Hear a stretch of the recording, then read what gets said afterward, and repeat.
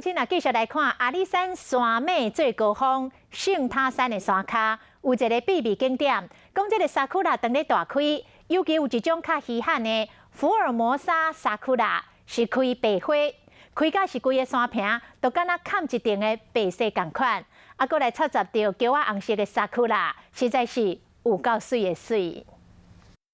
白色的沙库拉开甲真水，甲规山坪染甲亲像100度，像真侪游客来这翕相留纪念。非常的自在平静，气场很好，很舒服啊！第一次看到这么多白色的樱花，很漂亮的白樱花，而且觉得这里的环境很优美啊，很让人惊艳。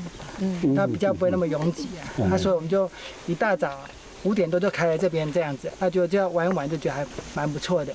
这是阿里山的山头圣塔山群风情，讲若来假期一定要来这看沙库拉，除了会当欣赏特有的白樱，还有紫红色樱花。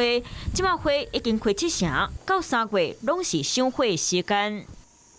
现在开的是福尔摩沙樱，还有悔寒樱，接下去还有八重樱、吉野樱以及风姿卓越的红梨樱花，一直到3月底。